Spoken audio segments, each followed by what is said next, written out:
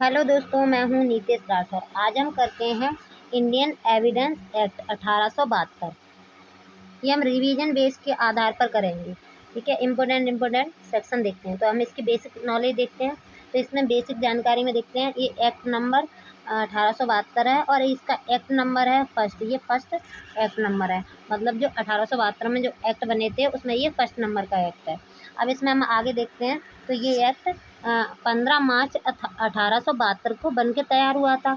ये बन के तैयार हुआ था 15 मार्च 1872 को। ये लागू कब हुआ है? तो ये लागू हुआ है 1 सितंबर 1872 को। तो 1 सितंबर 1872 को ये लागू हो गया था। चलो, हाँ, और इसमें ये अब ये देखते हैं ये कहाँ कहाँ पर लागू है। तो ये अब संपूर्ण भारत पर लागू है। तो 31 अक्टूबर 2019 से ये जम्मू कश्मीर पर भी लागू है। तो हम ये कह सकते हैं ये संपूर्ण भारत पर लागू है। इसमें अध्याय दे रखे हैं। तो जो चैप्टर हैं वो चैप्टर हैं 11। इसमें चैप्टर 11 हैं और जो इसमें पार्ट है, पार्ट 3 है और धारा है 167। कितने सेक्शन है इसमें? सेक्शन है 167 सेक्शन है। ठीक है, और जो इसे ड्राफ्ट किसने किया है? जो एविडेंस एक्ट है, तो इसे स्टीफन थे, उन्होंने इसे ड्राफ्ट किया है। और इसमें पार्ट है, इसमें 3 पार्ट हैं। इसमें पार्ट कितने? तो इसमें 3rd पार्ट है। ठीक है, तो ये पहला पार्ट है। तो पहला पार्ट बताता है तथ्यों की सुसंगति के बारे में। तो इसमें सेक्शन दे रखे हैं 1 से लेके 55 तक। तो ये बताता है तथ्यों की सुसंगति के बारे में। जो पार्ट है फर्स्ट, और जो पार्ट सेकंड है वो बताता है सबूत के विषय के बारे में। इसमें सेक्शन दे रखा है 56 से 100 तक। और जो पार्ट थर्ड है, जो लास्ट पार्ट है, वो बताता है साक्ष्य पेश करने के विषय के बारे में, कि साक्ष्य कैसे पेश किए जाएंगे और कैसे लिए जाएंगे, उसके बारे में बताता है। तो इसमें दे रखे हैं सेक्शन 101 से 167 तक। इसमें 3 पार्ट है। तो इसकी बेसिक जानकारी अब आगे देखते हैं। ठीक है, तो ये जो एविडेंस एक्ट है, जो लेक्स फोरी है, लेक्स फोरी का मतलब होता है देशीय विधि या स्थानीय विधि। तो ये एविडेंस एक्ट कैसा है? तो ये देशीय विधि है। चलो अब आगे देखते हैं। हाँ, तो इसका उद्देश्य क्या है? तो इसका उद्देश्य है साक्ष्य की विधि के समेकन करना, परिभाषित करना और संशोधित करना। तो इसमें 3 दे रखे हैं: समेकन, परिभाषण, संशोधन करना, समचीन है। तो ये इसके उद्देश्य में आता है। अतः एडवर्ड द्वारा निम्नलिखित रूप से अधिनियम किया गया है। तो 1872 में बना था ये। 1872 में 1872 इसे कहेंगे, एविडेंस एक्ट 1872। और ये बन के तैयार हुआ था 15 मार्च 1872 को। लागू हुआ था 1 सितंबर 1872 को। और ये एक्ट नंबर है, फर्स्ट नंबर इसका एक्ट नंबर है। और ये इसमें ये कहाँ पे लागू होता है? तो अब ये संपूर्ण भारत पर लागू होता है। 31 अक्टूबर 2019 से ये जम्मू कश्मीर पर भी लागू है। कुल धाराएं 167 और चैप्टर कितने हैं? 11 चैप्टर हैं। और ड्राफ्ट किसने किया था? स्टीफन ने किया है। और पार्ट इसमें 3rd पार्ट है, जिसमें पहला पार्ट बताता है तथ्यों की सुसंगति के बारे में, जिसमें सेक्शन है 1 से लेके 55 तक। और जो सेकंड पार्ट है वो बताता है सबूत के विषय में, सेक्शन 56 से लेके 100 तक। और 3rd पार्ट बताता है साक्ष्य पेश करने के विषय के बारे में। ये बताता है सेक्शन 101 से 167 तक। तो इसके आज हम इसे रिवीजन बेस के आधार पर करेंगे। और ये लेक्स फोरी है। ठीक है,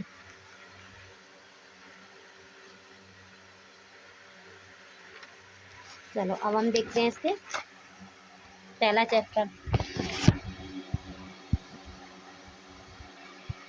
तो पार्ट पहला शुरू हो गया। जो पार्ट पहला है उसमें सेक्शन फर्स्ट लेके 55 तक है। अब आ जाते हैं इसके अध्याय। तो पार्ट फर्स्ट बताता है तथ्यों की सुसंगति के बारे में। अध्याय बताता है प्रारंभिक प्रीलिम्स बताता है। तो ये बताता है फर्स्ट सेक्शन, फर्स्ट से लेके 4 तक है जो अध्याय फर्स्ट है।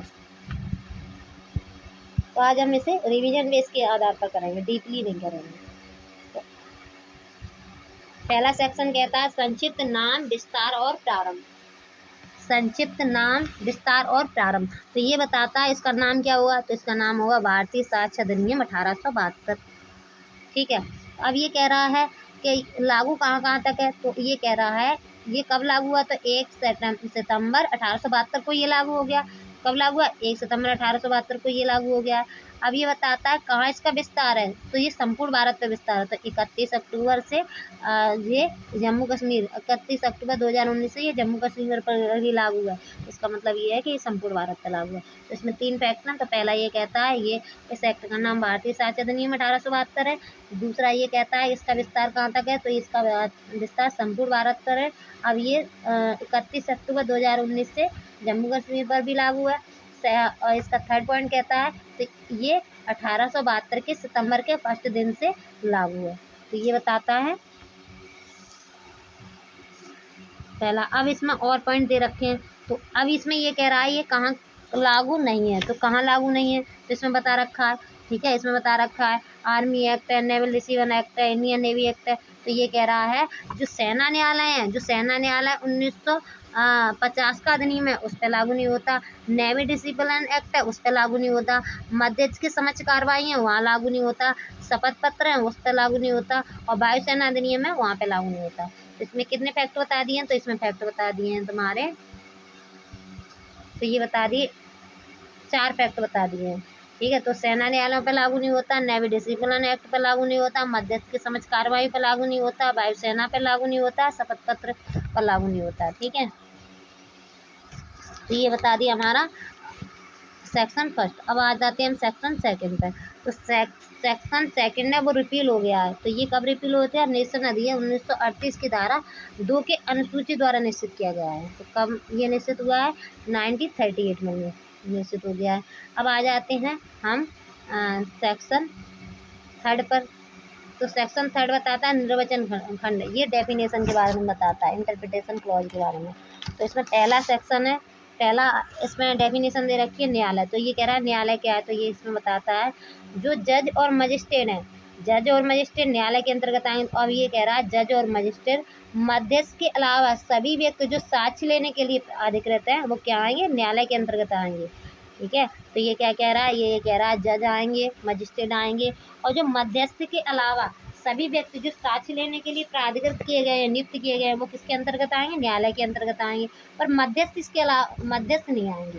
तो ये इसमें ये कह दिया गया है जज, मजिस्ट्रेट और जो मध्यस्थ को छोड़कर और भी लोग जो नियुक्त किए गए हैं साक्ष्य लेने के लिए वो न्यायालय के अंतर्गत आएंगे। ये पहली डेफिनेशन में बता दिया है। अब आ जाते हैं सेकंड डेफिनेशन में। तो ये कह रहा है तथ्य क्या है, तो इसमें बताते हैं तथ्य के बारे में जानते हैं। तो ये कह रहा है तथ्य से अभिप्रेता और उनके अंतर्गत आता है। तो क्या आता है? ऐसी कोई वस्तु, वस्तुओं की अवस्था, वस्तुओं के संबंध जो इंद्रियों द्वारा बोधगम्य हो। सेकंड कहता है कोई मानसिक दशा जिसका भान किसी व्यक्ति को। तो ये बता दिया तथ्य के बारे में। तो ये तथ्य के बारे में ये कहता है कोई वस्तु, वस्तुओं की अवस्था, वस्तुओं का संबंध, वस्तु और कोई मानसिक दशा जो इंद्रियों द्वारा पता चल सके, वो क्या है? वो तथ्य है। जैसे कोई किसी मनुष्य ने कुछ सुना है, देखा है, वो क्या है? तथ्य है। किसी स्थान में कोई पदार्थ स्थित है, ये क्या है? ये तथ्य है। तो ये सब तथ्य के अंतर्गत आते हैं, फैक्ट के अंतर्गत आते हैं। अब आ जाते हैं अब इसमें डेफिनेशन दे रखी है सुसंगत की। ठीक है, तो ये सुसंगत के बारे में बताता है, सुसंगत। ठीक है, रेलिवेंट के बारे में बताता है। तो ये कह रहा है एक तथ्य दूसरे तथ्य से सुसंगत कहा जाता है जबकि तथ्यों की सुसंगत से संबंध इस अधिनियम के उपबंधों के निर्दिष्ट प्रकार में से किसी भी प्रकार से हुआ तथ्य एक दूसरे तथ्य से सशक्त है। तो ये कह रहा है जो तथ्य इस प्रकार एक दूसरे से जुड़े हों कि एक का होना दूसरे के ना होने पर आधारित हो, तो क्या हो जाएगा? वो सुसंगत तथ्य हो जाएगा। वो क्या हो जाएगा? रेलिवेंट फैक्ट हो जाएगा। ठीक है, एक मिनट।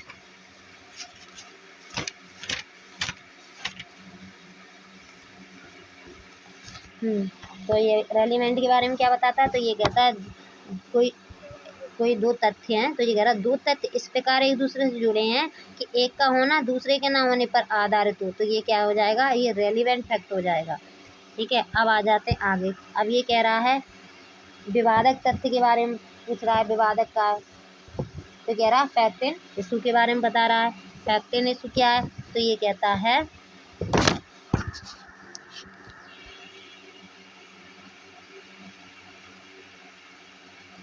एक मिनट। हाँ, फैक्टन इशू के बारे में बताता है। तो कह रहा है विवादक तथ्य से अभिप्रेत है और उसके अंतर्गत आता है ऐसा कोई भी तथ्य जिससे अकेले ही से या अन्य तत्वों से संसर्ग में किसी ऐसे अधिकार, दायित्व या निर्योग्यता के जिसका किसी बाद या कार्रवाई में प्रख्यापन या प्रत्याख्यान किया गया आश्रित अनाश्रित प्रकृति का विस्तार की उपपत्ति अवश्य में होती है। तो ये कह रहा है विवादक तथ्य के बारे में कि किसी कार्रवाई या बाद का आधार उसे कहा गया हो या उसके इनकार किया गया हो, किसी अधिकार या दायित्व के बारे में हो, किसी कार्य का होना या ना होना बताता हो, अकेला अन्य तथ्यों के साथ साथ, तो वो क्या माना जाएगा, वो विवादक तथ्य माना जाएगा। तो ये कह रहा है अरे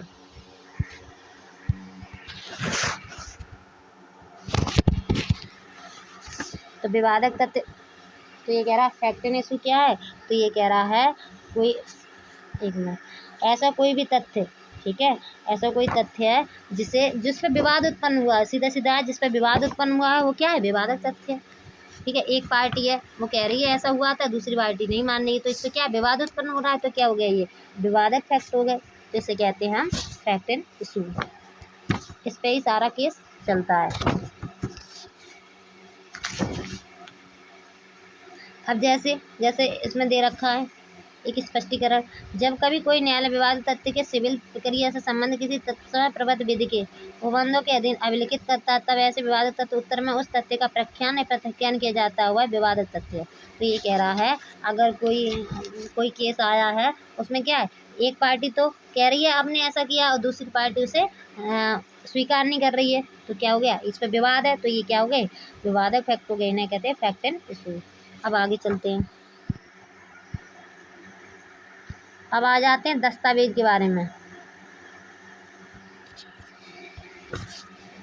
डॉक्यूमेंट के बारे में, तो डॉक्यूमेंट क्या है, तो कह रहा है दस्तावेज में ऐसा कोई विषय अभिप्रेत है जिसकी किसी पदार्थ पर अक्षरों, अंकों, चिन्हों के साथ द्वारा या उनमें से एक से अधिक साधनों द्वारा अभिव्यक्त या वर्णित किया गया है, जो उस विषय के अभिलेखन के प्रयोजन से उपयोग किया जाने को आश्रित हो या उपयोग किया जा सके, तो क्या है, वो दस्तावेज है।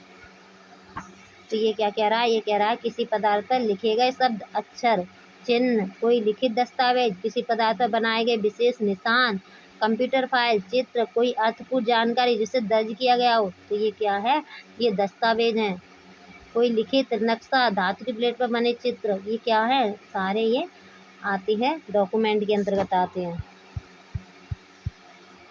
ठीक है, अब आ जाते हैं आगे। अब ये पूछ रहा है, अब ये देता है, एक मिनट, अब ये कहता है एविडेंस, साक्ष्य क्या है, साक्ष्य के बारे में पूछ रहा है, साक्ष्य के बारे में बता रहा है डेफिनेशन। ये कह रहा है साक्ष्य शब्द से अभिप्रेत है और उनके अंतर्गत आते हैं।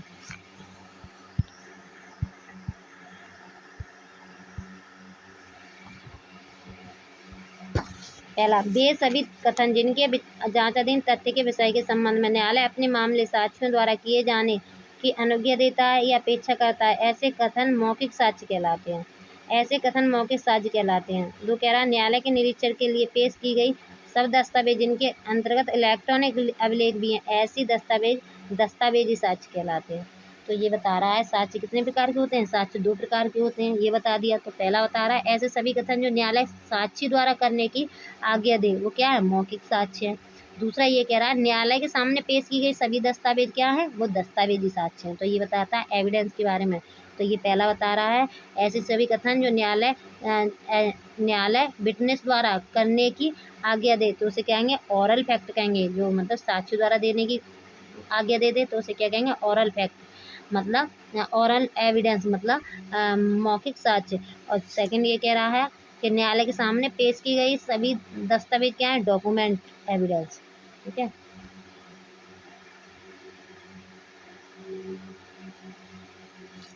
अब आगे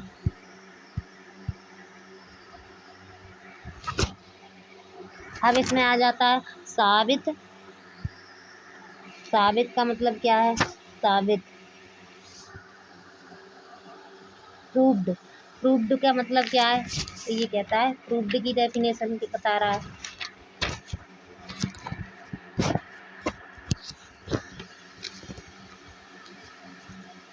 ये कह रहा है कोई तथ्य साबित हुआ कहा जाता है जब न्यायालय अपने समझ के विषय में विचार करने के पश्चात या तो विश्वास करे कि उस तथ्य का अस्तित्व है या उसके अस्तित्व को इतना अधिसंभव समझे कि विशिष्ट मामले की परिस्थितियों में किसी प्रज्ञावान व्यक्ति में इस अनुमान पर कार्य करना चाहिए कि उस तथ्य का अस्तित्व है। तो सीधा सीधा ये है, प्रूव्ड का मतलब है न्यायालय यह मान ले कि उसका अस्तित्व है, कोई चीज़ है उसका अस्तित्व है, तो ये क्या माना जाएगा, प्रूव्ड मानी जाएगी। अब आ जाते हैं नासाबित, डिस्प्रूव्ड। तो डिस्प्रूव्ड का मतलब क्या है, तो ये कह रहा है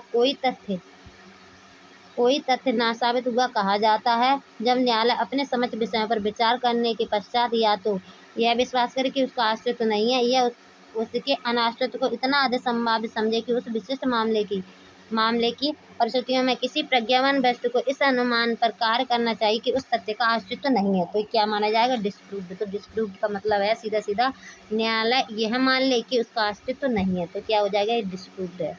ठीक है, अब आ जाता है साबित नहीं हुआ।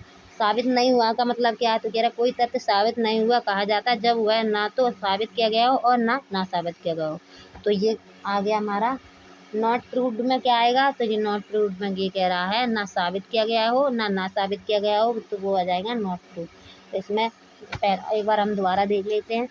तो ये कह रहा है प्रूव्ड का मतलब क्या है, तो ये कह रहा है न्यायालय यह मान ले कि किसी चीज़ का अस्तित्व है तो हम मानेंगे वो प्रूव्ड हो गई। और ना साबित, डिस्प्रूव्ड का मतलब क्या है, तो ये कह रहा है न्यायालय यह मान ले कि उसका अस्तित्व नहीं है, कोई चीज़ है उसका अस्तित्व ही नहीं है तो हम उसे डिस्प्रूव्ड मानेंगे।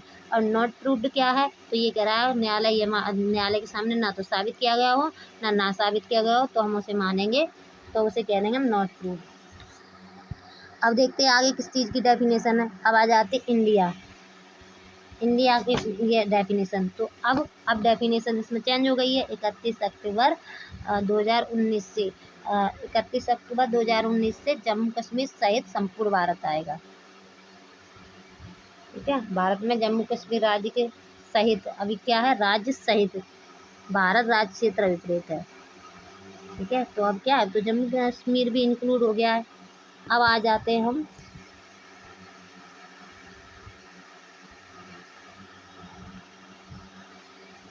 हम सेक्शन 4 पर। सेक्शन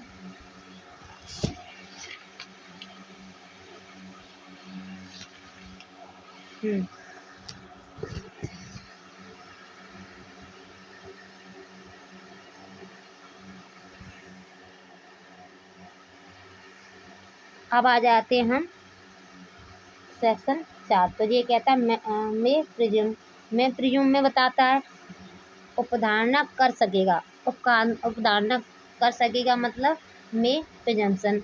तो ये कह रहा है जहाँ कहीं इस अधिनियम द्वारा यह प्रतिबंधित है कि न्यायालय किसी तथ्य की उपधारणा कर सकेगा, वहाँ न्यायालय या तो ऐसे तथ्य को साबित हुआ मान सकेगा यदि और जब तक वह ना साबित नहीं किया जाता या उनके सबूत की मांग कर सकेगा। तो ये क्या कह रहा है, ये इसमें में बताया गया, तो ये कह रहा है में प्रिजम्पशन के बारे में बताया गया, तो ये कह रहा है न्यायालय साबित हुआ मान सकेगा या सबूत की मांग कर सकेगा जब तक ना साबित ना कर दिया जाए, तो इसे मानेंगे उपधारणा कर सकेगा। ठीक है, तो ये क्या मानेंगे, तो ये कह रहा है न्यायालय साबित हुआ मान सकेगा या सबूत की मांग कर सकेगा जब तक ना साबित ना कर दिया जाए।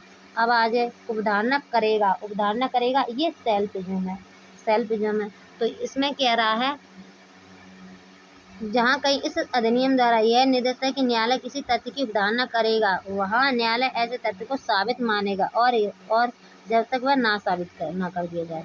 तो ये इसमें सेल बताया गया है, सेल प्रिजम्पशन। तो ये कह रहा है न्यायालय साबित हुआ मानेगा जब तक ना साबित ना कर दिया जाए।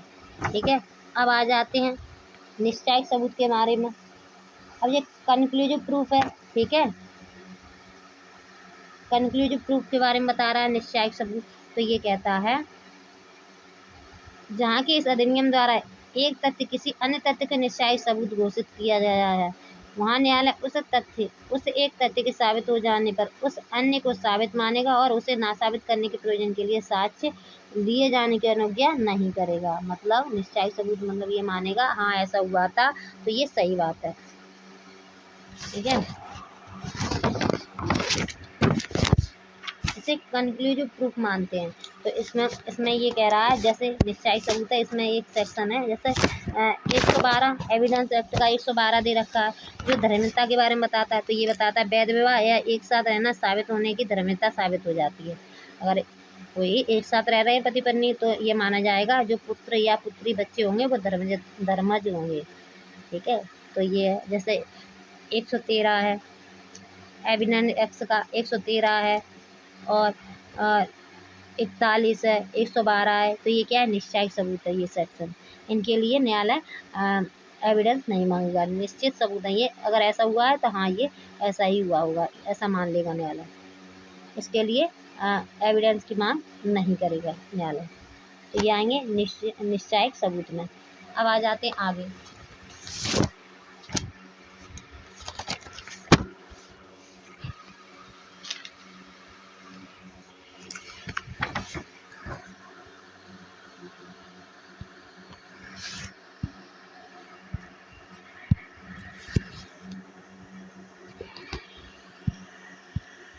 अब आ जाते हैं अध्याय सेकंड।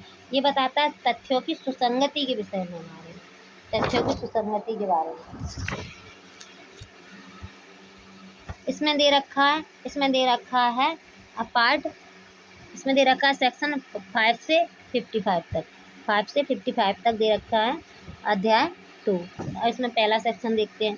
पहला सेक्शन कहता है विवादक तथ्यों और सुसंगत तथ्यों का साथ दिया जा सकेगा। तो ये क्या कह रहा है, ये कह रहा है किसी वाद या कार्रवाई में, कोई कार्रवाई चल रही है तो उसमें क्या एविडेंस दिया जाएगा। तो इसमें ये कह रहा है या तो विवादक तथ्य पे दिया जाएगा या सुसंगत तथ्य पे दिया जाएगा।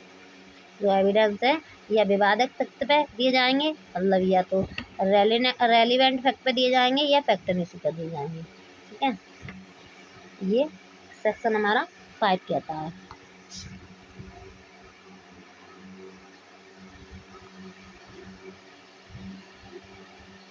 अब आ जाते हम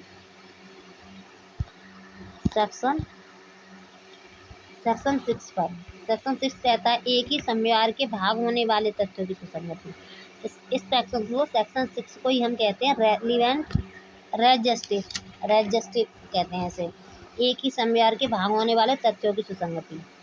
ठीक है, तो इसे हम कहते हैं रेजस्टिव का नियम। तो ये क्या कह रहा है, ये काफ़ी इम्पोर्टेंट सेक्शन है। तो ये कह रहा है जो तथ्य विवादक न होते हुए भी किसी विवादक तथ्य से उस प्रकार कर सकते हैं कि वे एक ही समयार के भाग हैं, वे तथ्य सुसंगत हैं, चाहे वे उसी समय स्थान पर या विभिन्न समय और स्थानों में घटित हुए हैं। तो ये क्या कह रहा है, रेजस्टी ये कह रहा है एक ही समयार के भाग वाले तथ्य, कार्यों की एक श्रृंखला से जुड़े तथ्य या एक ही समय या स्थान पर या अलग अलग समय या स्थान पर एक के बाद एक होने वाले कार्य जो आपस में मिलकर एक बड़ा अपराध बनाते हो तो वो क्या माना जाएगा, वो रेजस्टिव माना जाएगा। मतलब कोई भी घटनाएं हैं एक दूसरे से लिंक करती हुई हैं, ठीक है, तो वो क्या माने जाएंगे, वो रेजस्टिव माने जाएंगे।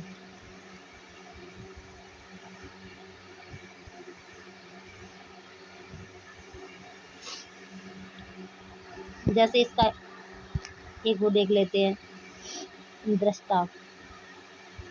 इसका दृष्टांत है बी को पीटकर उसकी हत्या करने का ए अभियुक्त है। बी को पीटकर ए अभियुक्त है, बी को पीटने का। अगर ए या बी या पास खड़े लोगों द्वारा जो कुछ भी पिटाई के समय या उसके इतने अल्पकाल पूर्व या पश्चात कहा या किया गया कि वह उसी समयार का भाग बन सकता है, यह फैक्ट क्या है, यह रेलिवेंट फैक्ट है। तो ये कह रहा है ए को पीटकर उसकी हत्या करने का ए अभियुक्त है। तो ए और बी में जब मारपीट हो रही थी वहाँ लोग खड़े थे, जो उससे पहले क्या हुआ उसके बाद क्या हुआ, तो ये क्या आ जाएंगे, ये रेजस्टिव में आ जाएंगे और ये रेलिवेंट फैक्ट माने जाएंगे। तो इसे ही हम कहते हैं रेजस्टिव। अब आ जाते हैं हम सेक्शन 7। सेक्शन 7 कहता है वे तथ्य जो विवादक तथ्यों के प्रसंग हेतु या परिणाम है। ये आ जाता है हमारा, ये कहता है वे तथ्य जो विवादक तथ्यों के प्रसंग हेतु या परिणाम है।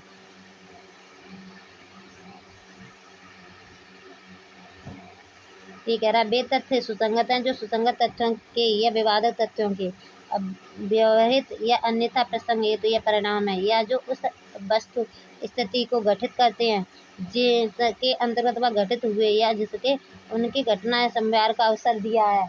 दिया है वो क्या है, वो सेक्शन 7 में आते। तो ये कह रहा है सेक्शन 7 ऐसे तथ्य जो विवादित तथ्यों का या तो अवसर बताते हों या उनका कारण बताते हों ये क्यों हुए हैं या उनका प्रभाव बताते हो, तो ये क्या माने जाएंगे, तो सुसंगत तथ्य माने जाएंगे, रेलिवेंट माने जाएंगे।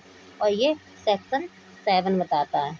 तो सेक्शन 7 क्या बताता है, सेक्शन 7 बताता है ऐसे तथ्य जो विवादित तथ्यों का या तो अवसर बताते हो कि या उनका कारण बताते हो ऐसा क्यों हुआ या उनका प्रभाव बताते हो, तो ये क्या माने जाएंगे, ये रेलिवेंट माने जाएंगे। जैसे ए, प्रश्न यह है कि क्या ए ने बी को लूटा। यह तथ्य सुसंगत है कि लूट की थोड़ी देर पहले, मतलब जो लूट हुई थी उससे थोड़ी देर पहले बी अपने कब्जे में धन लेकर किसी मेले में गया और उसने दूसरे व्यक्तियों को उसे दिखाया, उनसे इस तथ्य का कि उसके पास धन है उल्लेख किया। तो ये क्या है, ये परिस्थिति बता रहा है पहले की और बाद की। तो ये क्या है, ऐसे तथ्य जो विवादित तथ्य का अवसर बताते हैं, अवसर बता दिया, कारण बता दिया और प्रभाव बता दिया, तो क्या है, रेलिवेंट है। तो ये बताता है हमारा सेक्शन 7। अब आ जाते 8।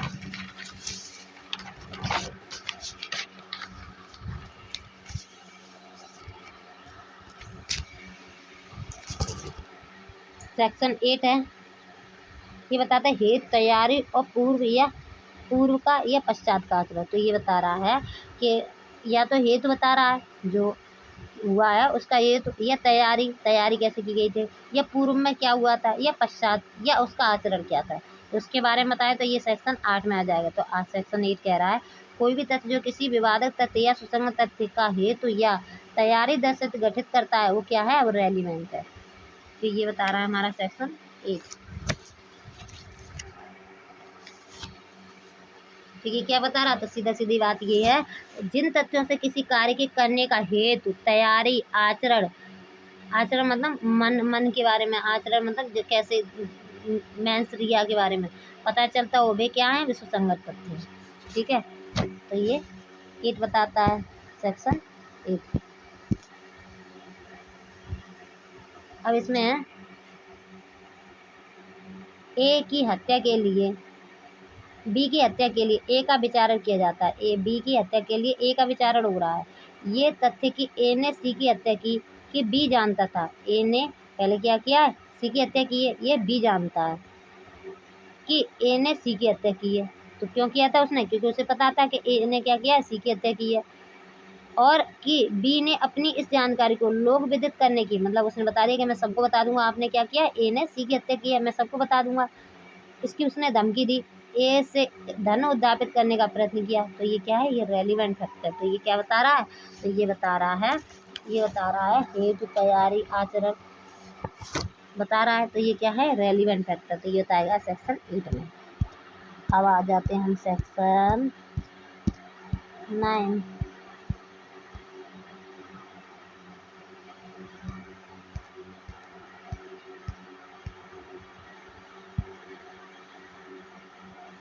सेक्शन 9 बताता है सुसंगत तथ्यों के स्पष्टीकरण या पुनर्स्थापन के लिए आवश्यक तथ्य। सुसंगत तथ्यों के स्पष्टीकरण या पुनर्स्थापन के लिए आवश्यक तथ्य वे तथ्य जो विवादक तथ्य या सुसंगत तथ्य के स्पष्टीकरण या पुनर्स्थापन के लिए आवश्यक है अथवा जो किसी विवादक तथ्य या सुसंगत तथ्य द्वारा इंकित अनुमान या समर्थन या खंडन करते हैं अथवा जो किसी व्यक्ति या वस्तु का उसकी अनन्यता सुसंगत हो अनन्यता स्थापित करते हैं अथवा वह समय या स्थान स्थित करते हैं जब या जहाँ कोई विवादक तथ्य या सुसंगत तथ्य घटित हुआ है अथवा जो उन पक्षकारों या संबंधित दर्शित करते हैं जिनके द्वारा ऐसे किसी तथ्य का संव्यवहार किया गया था वहाँ तक सुसंगत हैं जहाँ तक वे इस प्रयोजन के लिए आवश्यक हैं। तो सेक्शन 9 कहता है ऐसे तथ्य जो किसी तथ्य का परिचय बताते हो, समर्थन या खंडन करते हो, किसी वस्तु या व्यक्ति या वस्तु की पहचान बताते हो, किसी घटना के होने का समय या स्थान बताते हो, पक्षकारों के रिश्तों के बारे में बताते हैं, ये क्या है, ये रेलिवेंट फैक्ट है। तो ये बताया गया हमारा सेक्शन 9 बताता है। तो सेक्शन 9 क्या कहता है, सेक्शन 9 बताता है सुसंगत तत्व के स्पष्टीकरण या पुनर्स्थापन के लिए आवश्यक तत्व। तो ये क्या है, आवश्यक तत्व बताते हैं सेक्शन 9। और इसी सेक्शन 9 में ही पहचान परेड भी बताई गई है, इसे ही पहचान परेड भी कहते हैं। अब आ जाते हैं सेक्शन 10।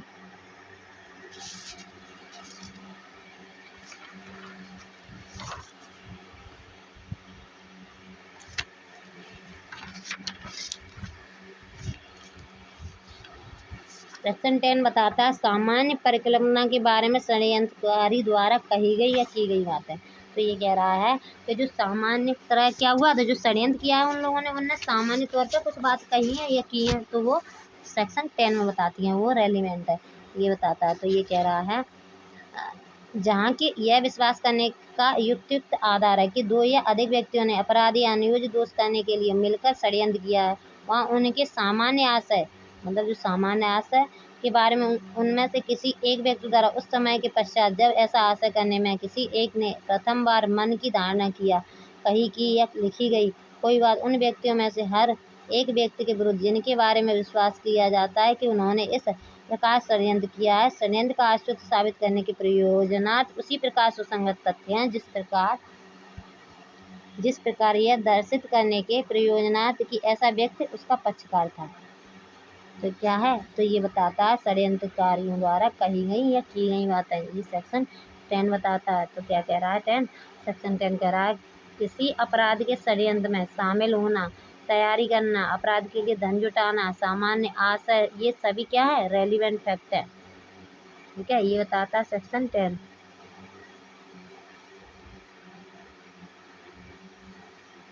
अब आ जाते हैं सेक्शन 11। वे तथ्य जो अन्यथा सुसंगत नहीं है कब सुसंगत है, तो इसे कहते हैं प्ली ऑफ एलवी, अन्यत्र उपस्थिति का अविवाद। इसे क्या कहते हैं, अन्यत्र उपस्थिति का अविवाद या प्ली ऑफ एलवी, या वे तथ्य जो अन्यथा सुसंगत नहीं है कब सुसंगत है। ये कह रहा है वे तथ्य जो अन्यथा सुसंगत नहीं है सुसंगत हैं यदि वे किसी विवादक तथ्य या सुसंगत तथ्य से असंगत हैं। क्या है, कोई विवादक तथ्य है या सुसंगत तथ्य उससे क्या है, असंगत है, पहला पॉइंट। फिर कह रहा है यदि वे स्वयं या अन्य तथ्यों के संगम में किसी विवादक तथ्य या सुसंगत तथ्य का आश्रित या अनाश्रित अत्यंत अधिसंभाव्य या अनधिसंभाव्य बनाते, तो ये क्या है, वे फैक्ट सुसंगत हैं। तो सेक्शन 11 कहता है ऐसे तथ्य जो किसी विवादक तथ्य या सुसंगत तथ्य से या तो असंगत हैं, उनका होना दर्शाते हो या ना होना दर्शाते हो, या उनके अस्तित्व को संभव या असंभव बनाते हो, तो वे क्या है, रेलिवेंट फैक्ट हैं। ये कहाँ किया गया है, तो ये एविडेंस का एक्ट 11 कहता है।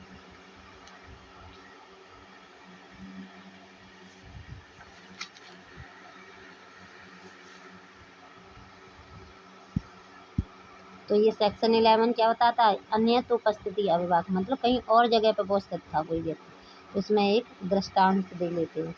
तो कह रहा प्रश्न ये है कि क्या ए ने किसी अमुक दिन कलकत्ते में अपराध किया है। जो ए है उसने कलकत्ते में कोई अपराध किया है। तो कह रहा यह तथ्य क्यों है, उस दिन लाहौर में था, सुसंगत है, मतलब जिस दिन वो हुआ था ना, जो अपराध हुआ है, और जिस दिन कलकत्ते में वो अपराध हुआ था उस दिन ये कहाँ था, ये लाहौर में था। तो ये क्या है, ये फैक्ट रेलिवेंट है। तो ये कह रहा है ये तथ्य कि जब अपराध किया गया था उस समय के लगभग उस स्थान से जहाँ के वह अपराध किया गया था इतनी दूरी पर था कि ए द्वारा उस अपराध का किया जाना यदि असंभव नहीं तो अत्यंत अनधिसंभाव्य या सुसंगत है। तो ये क्या है, जब वो कलकत्ते में अपराध हुआ था और ए कहाँ था, लाहौर में था, तो ये रेलिवेंट है क्योंकि वो वहाँ के तो वो मार नहीं देगा। तो इस वजह से ये क्या है, अन्यथा असंगत होने पर सुसंगत है। अब आगे वाला सेक्शन देखते हैं।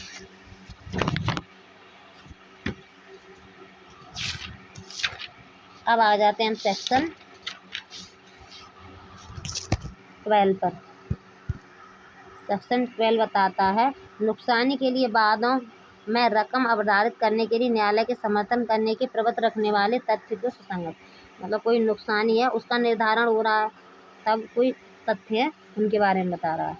ये कह रहा है नुकसानी के लिए वादों में रकम अवधारित करने के लिए न्यायालय को समर्थ करने की प्रवृत्ति रखने वाले तथ्य क्या हैं, सुसंगत हैं। ठीक है, कोई न्यायालय है किसी चीज़ का कोई अपराध वगैरह हुआ या किसी की नुकसानी का निर्धारण कर रहा है तब वो तथ्य जो नुकसानी निर्धारण करने में कोई भूमिका निभाए तो क्या है, रेलिवेंट फैक्ट माने जाएंगे।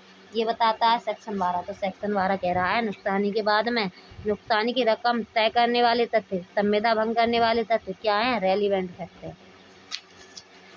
अब आ जाते हैं हम सेक्शन आगे वाले सेक्शन में 13 में। तो ये कह रहा है जबकि अधिकार या रूढ़ि प्रश्नगत है तब सुसंगत तथ्य। कोई अधिकार है, कोई राइट है या कोई रूढ़ि है, वो क्या है, प्रश्नगत है, तब कौन कौन से तथ्य सुसंगत होंगे। तो सुसंगत फैक्ट के बारे में बता रहा है, पूछ रहा है। तो ये कहता है जहाँ की किसी अधिकार या रूढ़ि के अस्तित्व के बारे में प्रश्न, वहाँ निम्नलिखित तथ्य सुसंगत है। तो इसमें 2 फैक्ट बताए गए हैं। तो पहला बताता है कोई संविदा जिसके द्वारा प्रश्नगत अधिकार या रूढ़ि स्पष्ट दावाकृत उपांतित मान्यकृत प्रख्यात या प्रत्याख्यात की गई है या जो उसके अस्तित्व से असंगत था। तो कह रहा है ऐसा कोई संविदा जो रूढ़ि अधिकार का अस्तित्व बताता है, पहला बता दिया अस्तित्व बताता है, वो क्या है, सुसंगत है। बी बता रहा है वे विशिष्ट उदाहरण जिनमें वह अधिकार रूढ़ि दावाकृत मान्यता या प्रयुक्त की गई थी या जिनमें उसका प्रयोग विवादग्रस्त था, प्रख्यापित किया गया था या उसका अनुसरण नहीं किया गया था, तो वो क्या है, वो भी सुसंगत हैं। तो इसमें बी क्या बता रहा है, ऐसा कोई उदाहरण जो रूढ़ि या अधिकार का प्रयोग होना साबित करे तो क्या है, सुसंगत होगा। तो सेक्शन 13 क्या कह रहा है जबकि अधिकार या रूढ़ि प्रश्नगत हैं तब क्या होंगे, तो जो उससे रिलेटिव जो फैक्ट हैं वो क्या हैं, सुसंगत फैक्ट हैं। तो इसमें 2 तरह के फैक्ट बताए गए हैं। तो पहला बता रहा है ऐसा कोई संविदा जो रूढ़ि या अधिकार का अस्तित्व बताता हो, वो क्या है, सुसंगत है। बी में बता रहा है ऐसा कोई उदाहरण जो रूढ़ि या अधिकार का प्रयोग होना साबित करे तो वो क्या है, वो भी सुसंगत है।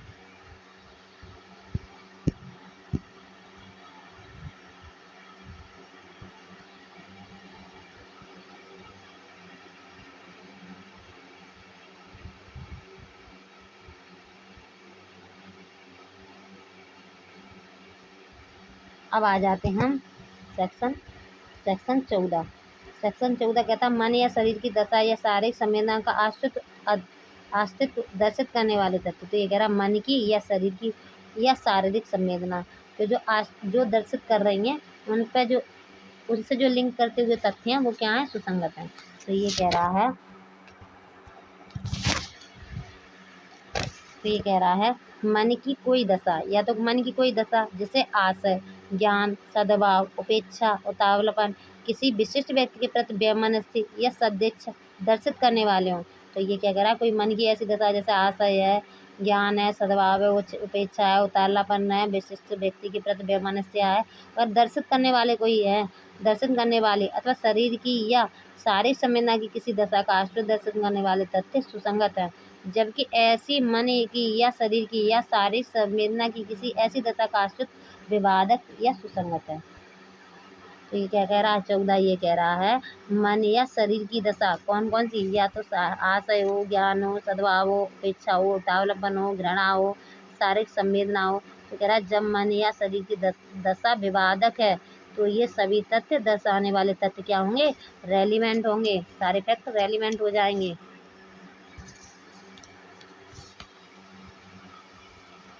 ठीक है, तो इसमें बताया गया है। सेक्शन 14 बताता है। अब इसका इलस्ट्रेशन देख लेते हैं। तो ये कह रहा है ये चुराया हुआ माल, यह जानते हुए कि वह चुराया हुआ है, इन्हें कोई माल खरीदा है पर उसे पता है कि ये चुराया हुआ है, प्राप्त करने का अभियुक्त है। अब उसने क्या कर लिया, उसे प्राप्त कर लिया था। यह साबित कर दिया जाता है कि उसने कब्जे में कोई विशेष चुराई हुई चीज़ थी, यह तथ्य कि उसी समय उसके कब्जे में और कई चुराई हुई चीज़ें मिल जाती हैं तो ये क्या माना जाएगा। तो ये कह रहा है कि प्रभुत्व रखने वाला कोई ऐसा नाते सुसंगत है। तो क्या माना जाए कि चुराई हुई चीज़ें खरीदता है कि जो चीज़ें उसके कब्जे में थी उनमें से हर एक और एक सबके बारे में वह जानता है कि वह चुराई हुई है। तो ये क्या माना जाएगा, ये तुम्हारी क्या कर रहा है, तो ये कह रहा है तुम्हारी मन की दशा को बता रहा है, तुम्हारा आशय बता रहा है कि तुम चुराई हुई चीज़ें खरीदते हो। तो ये बता रहा है इलस्ट्रेशन। ठीक है, अब आ जाते हैं हम सेक्शन 15 पर। अब सेक्शन 15 कह रहा है कार्य आकस्मिक या शास्त्र था, इस पर प्रश्न पर प्रकाश डालने वाले तथ्य। तो ये कह रहा है सेक्शन 15, 1 मिनट।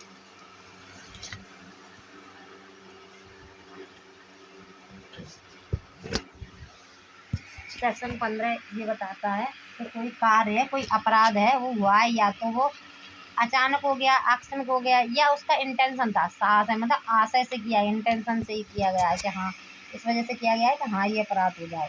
तो ये बताता है कार्य आकस्मिक हुआ है या साहस से किया गया है। इसका प्रकाश, इस प्रश्न पर प्रकाश डालने वाले तथ्य। तो ये कह रहा है जबकि प्रश्न यह है कि क्या कार्य आकस्मिक या साहस था या किसी विशिष्ट ज्ञान या आशय से किया गया था, तब यह तथ्य कि ऐसा कार्य समरूप घटना की आवली का भाग था। इनमें से हर एक घटना के साथ वह कार्य करने वाला व्यक्ति संयुक्त था। क्या है, तो इससे संबंधित जो तथ्य हैं वो सुसंगत है। ये बताता है हमारा सेक्शन 15 बताता है। तो सेक्शन 15 कह रहा है कोई तथ्य अचानक किया गया है या जानबूझकर किया गया है, उस कार्य में होने वाली सभी घटनाएं उन घटनाओं से व्यक्ति का संबंध क्या है, सुसंगत है। सभी क्या है, सुसंगत है।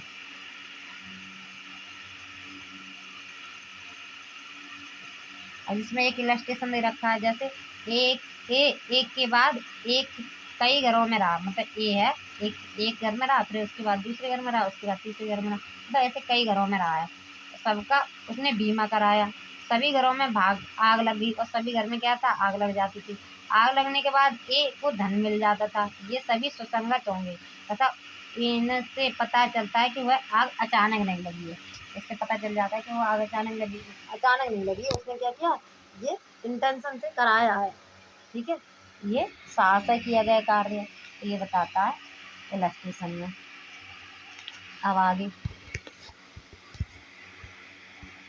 अब आ जाते हैं हम सेक्शन 16।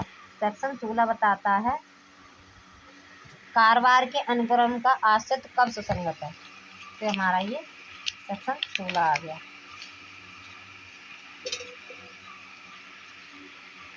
तो सेक्शन 16 बताता है कारोबार के अनुक्रम में किए गए कार्य।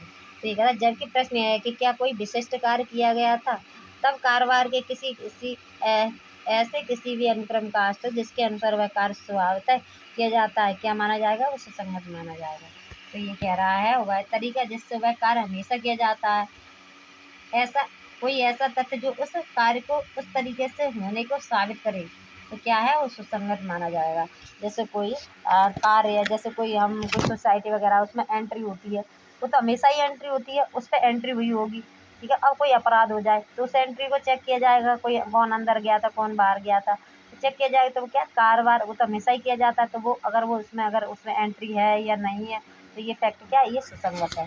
तो ये माना जाएगा सेक्शन 16 में कारोबार के अनुक्रम का आश्रित कब सुसंगत है।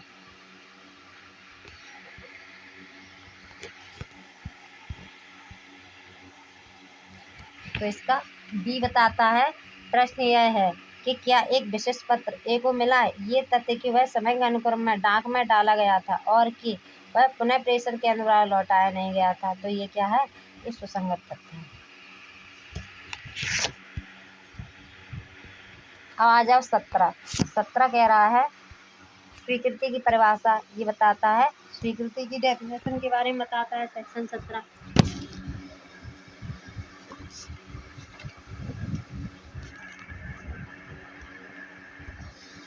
तो ये किसके बारे में बताता है, सेक्शन 17 बताता है एडमिशन के बारे में।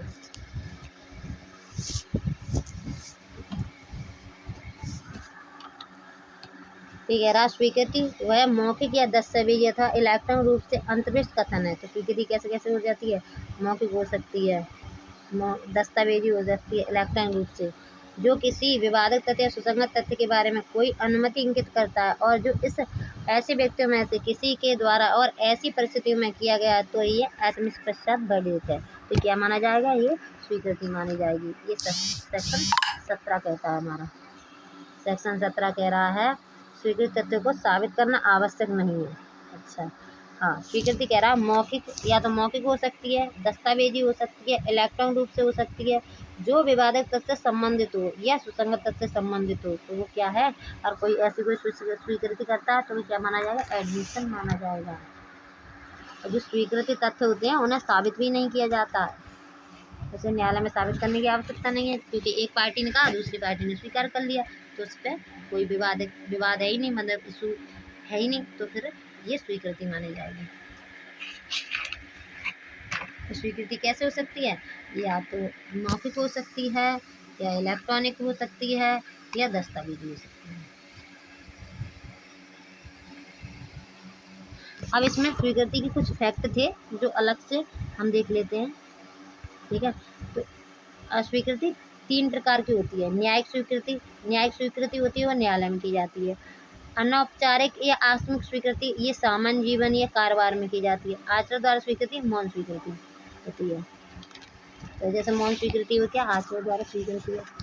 अब आ जाते हैं सेक्शन 18। सेक्शन 18 कहता है स्वीकृति कारोबार के पक्षकार है उसके अभिकर्ता द्वारा। तो ये कह रहा है स्वीकृति किसके द्वारा की जाएगी, किस के द्वारा की जाएगी। तो ये कह रहा है बेकथन स्वीकृतियाँ हैं जिन्हें कार्रवाई के किसी पक्षकार ने किया हो, या तो कोई पक्षकार है उनने एडमिशन कराया हो, पार्टी है उन्होंने, या ऐसे किसी पक्षकार के ऐसे किसी अभिकर्ता ने किया, एजेंट हो उसने कराया हो, जिससे मामले की परिस्थितियों में न्यायालय उन कथनों को करने के लिए उस पक्षकार द्वारा अभिव्यक्त या विवक्षित रूप से प्राधिकृत किया हुआ मानता हो। तो क्या माना जाएगा ये स्वीकृति। तो स्वीकृति की परिभाषा दे रखी है 17 में। 18 बताता है कि स्वीकृति कौन कौन कर सकता है। तो ये कह रहा बाद के पक्षकार, पक्षकारों के अभिकर्ता, प्रतिनिधि, हैसियत से बात लाने वाले व्यक्ति, अन्य व्यक्ति जो किसी प्रकार से बात से जुड़े हों, तो बात से जुड़े हों वो क्या है, वो स्वीकृति कर सकते हैं।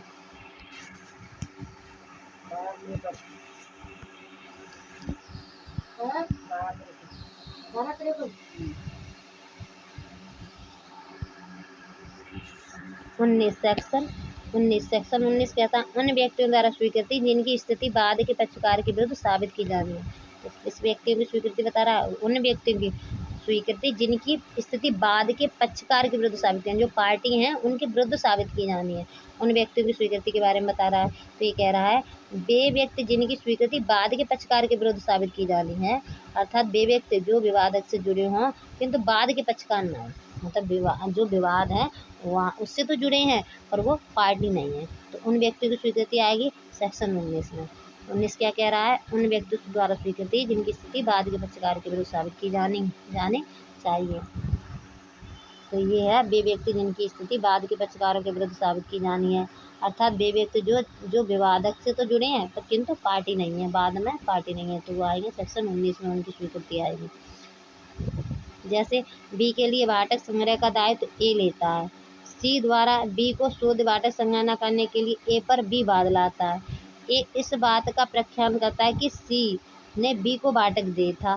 सी द्वारा यह तथ्य कि उस पर बी को वाटक दे स्वीकृत है, और यदि ए इस बात से इनकार करता है कि सी द्वारा बी को वाटक दे था तो वह ए के विरुद्ध सुसंगत है। अब आ जाते हैं हम रेफरी का नियम वाला आता है सेक्शन 20, इसे कहते हैं रेफरी का कथन, रेफरी का नियम। ये एविडेंस के सेक्शन 20। तो 20 बताता है बाद के पक्षकार द्वारा अव्यक्त रूप से निर्दिष्ट व्यक्ति द्वारा स्वीकृति। तो ये कह रहा है जो बाद की पार्टी है उसने कोई नियुक्त व्यक्ति का बताया है, जैसे कहा इससे पूछ लो, उसने क्या किया, वो उसने जो निर्दिष्ट व्यक्ति है उसने स्वीकृति कर ली, तो उसके बारे में बता रहा है। अगर बेकथन जो उन व्यक्तियों द्वारा किया गया है जिनका बाद के किसी पक्षकार ने किसी विवादग्रस्त विषयों के बारे में जानकारी के लिए अव्यक्त रूप से विनिर्दिष्ट किया है स्वीकृतियाँ। तो ये कह रहा है पक्षकारों द्वारा निर्दिष्ट व्यक्ति, मतलब पक्षकार ने कोई व्यक्ति नियुक्त कर दिया है उसके द्वारा स्वीकृति के बारे में। तो कह रहा है यदि बाद के पक्षकार किसी व्यक्ति को निर्देश दें तो उसके द्वारा की गई स्वीकृति सेक्शन 30 में बताई गई है, और ये स्वीकृति रेलिवेंट भी है। अब आ जाते हैं 21। सेक्शन 21 कहता है स्वीकृतियों का उल्लंघन करने वाले व्यक्तियों के विरुद्ध और उनके द्वारा या उनकी ओर से साबित किया जाना। तो ये कह रहा है जो स्वीकृति कर रहे हैं उन व्यक्तियों के विरुद्ध के स्वीकृतियों का उल्लंघन करने वाले व्यक्तियों के विरुद्ध और उनके द्वारा या उनकी ओर से साबित किया जाना। ठीक है, जो स्वीकृति कर रहे हैं उनके विरुद्ध या उनकी ओर से साबित किया जाना।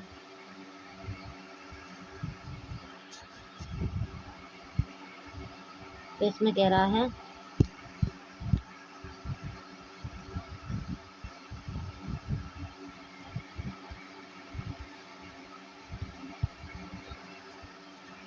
स्वीकृतियाँ उन्हें करने वाले व्यक्ति के या उनके हित प्रतिनिधि के विरुद्ध सुसंगत हैं। तो स्वीकृति किस किसके विरुद्ध?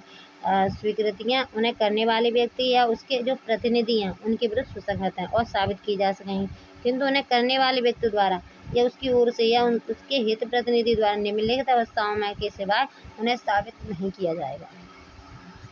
तो पहला बताता है, कोई स्वीकृति उसे करने वाले व्यक्ति द्वारा या उसकी ओर से तब साबित की जा सकेगी जबकि वह उस प्रकृति की है कि यदि उसे करने वाला व्यक्ति मर गया होता तो वह उन व्यक्तियों के बीच धारा 32 के दिन सुसंगत होती है। 2 कह रहा है, कोई स्वीकृति उसे करने वाले व्यक्ति द्वारा या उसकी ओर से तब साबित की जा सकेगी जबकि वह मन की या शरीर की सुसंगति या विवाद है किसी दशा के अस्तित्व का ऐसा कथन है जो उस समय या उसके लगभग किया गया था जब मन की या शरीर की ऐसी दशा विद्यमान थी और ऐसे आचरण के साथ है जो उसकी असत्यता के अनधिगम्य कर देता है। तीसरा फैक्टर बता रहा है, कोई स्वीकृति उसे करने वाले व्यक्ति द्वारा या उसकी ओर से साबित की जा सकेगी यदि वह स्वीकृति के रूप में नहीं किंतु अन्यथा सुसंगत है। तो इसमें काफ़ी फैक्टर दे रखे हैं। तो सेक्शन 21 बताता है स्वीकृति कौन साबित कर सकेगा। तो कह रहा स्वीकृति करने वाला व्यक्ति या उस स्वीकृति करने वाला व्यक्ति कर सकेगा, उसका कोई प्रतिनिधि है वो कर सकेगा, स्वीकृति उन्हें करने वाले व्यक्ति के विरुद्ध साबित की जा सकेगी। ठीक है, ये बताता हमारा 21।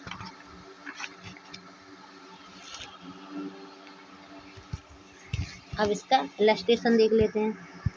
तो ये कहता है ए और बी के बीच प्रश्न यह है कि अमुक विलेख कूटरचित है या नहीं।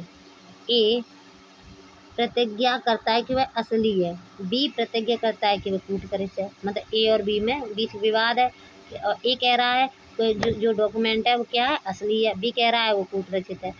बी का कोई कथन कि विलेख असली है ए साबित कर सकेगा तथा ए का कोई कथन कि विलेख कूटरचित है बी साबित कर सकेगा। मतलब एक दूसरे के खिलाफ साबित करेंगे, किंतु ए अपना यह कथन कि विलेख असली है साबित नहीं कर सकेगा और बी और ना कि बी कि अपना यह कथन कि विलेख कूटरचित है साबित कर सकेगा। ठीक है, अगर वो कह रहा है, जो कह रहा है कि कूटरचित है, वो ये साबित करेगा कि मतलब एक दूसरे की चीज़ साबित करेंगे। तो ये कह रहा है ए बी का कोई कथन कि विलेख असली है ए साबित कर सकेगा कि ये क्या है, कि ये कूटरचित है, और बी साबित कर सकेगा किंतु ए अपना यह कथन कि विलेख असली है साबित नहीं कर सकेगा। ठीक है, तो ये कह रहा है हमारा सेक्शन 21। अब देखते हैं हम आगे 22 कहता है दस्तावेजों की अंतर्वस्तु के बारे में मौखिक स्वीकृति कब सुसंगत होती है। तो कह रहा है कोई डॉक्यूमेंट है उसकी अंतर्वस्तु के बारे में कोई मौखिक स्वीकृति है, कोई ऑरल कन्फेस एडमिशन है, कब सुसंगत है।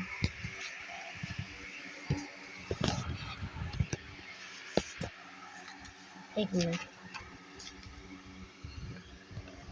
हाँ तो 21 बताता है, 22 बताता है दस्तावेज की अंतर्वस्तु के बारे में मौखिक स्वीकृति कब सुसंगत होती है। तो ये कह रहा है दस्तावेज के बारे में मौखिक स्वीकृतियाँ सुसंगत नहीं होंगी, दस्तावेज के असली होने की जानकारी रखने वाले व्यक्ति की मौखिक कथन सुसंगत होंगे।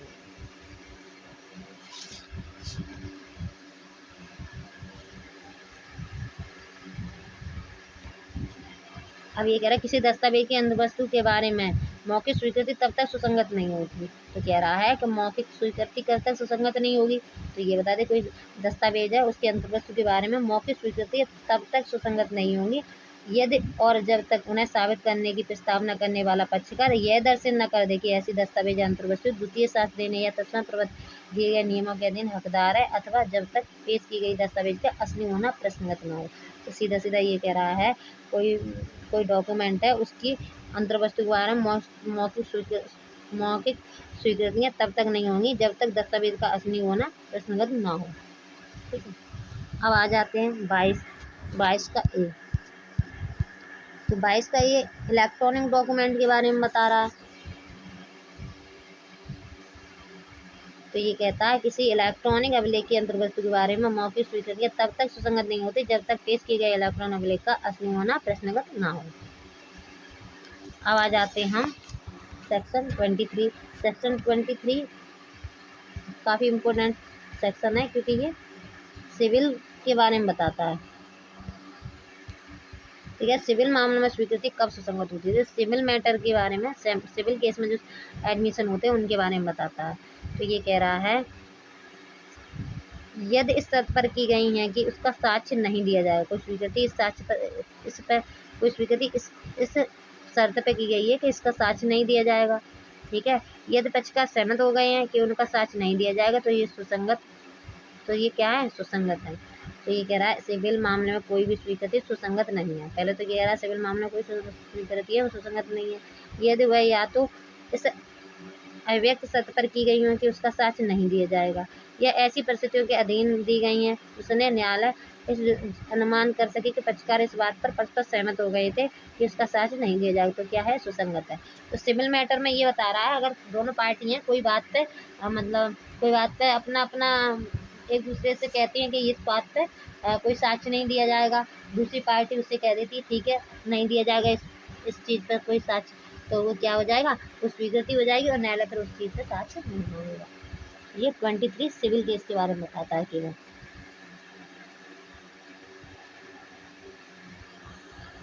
अब आ जाते हैं हम 24 कहता है धमकी,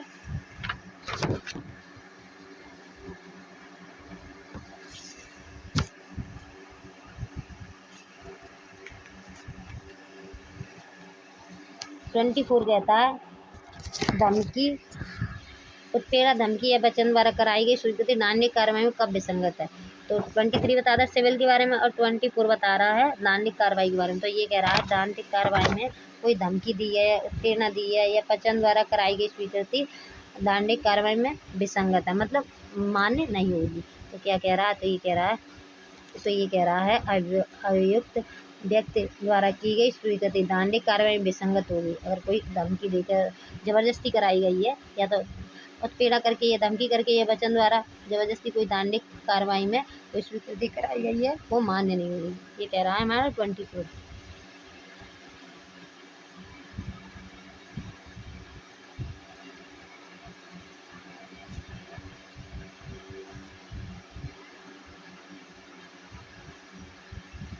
ठीक है, अब आ जाता है 24।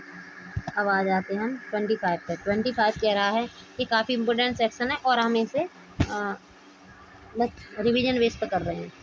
तो ये 25 कहता है पुलिस ऑफिसर से की गई स्वीकृति का साबित न किया जाना। तो ये कह रहा है कोई पुलिस ऑफिसर से कोई स्वीकृति कर ली है, कोई वो है अभियुक्त, उसने स्वीकृति कर ली है तो उसके विरुद्ध साबित नहीं की जाएगी अगर पुलिस के समक्ष की है तो।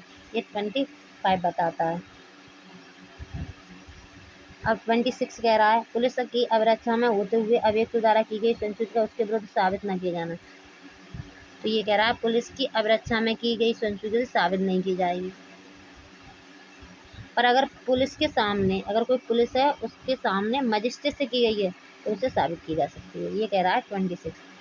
ठीक है, 26 कह रहा है कोई भी स्वीकृति जो किसी व्यक्ति ने उस समय की हो जब वो पुलिस ऑफिसर की अवरक्षा में हो, ऐसे व्यक्ति के विरुद्ध साबित नहीं की जाएगी जब तक वह मजिस्ट्रेट के साक्षात उपस्थिति में न की गई हो। ये क्या कह रहा है, ये कह रहा है 26। अब आ जाए 27 कह रहा है अभियुक्त से प्राप्त जानकारी में से कितनी साबित की जाएगी। तो ये कह रहा है कितनी जो जानकारी मिली है अभियुक्त से वो कितनी साबित की जा सकती है। तो कह रहा है परंतु जब किसी तथ्य के बारे में यह अविश्वास दिया जाता है कि किसी अपराध के अभियुक्त व्यक्ति से जो पुलिस ऑफिसर की अवरक्षा में प्राप्त जानकारी के परिणाम स्वरूप उसका पता चला है, तब ऐसी जानकारी में से उतना चाहे वह स्वीकृति की कोर्ट में आती हो या नहीं, जितनी तथ्य द्वारा पता चले कुछ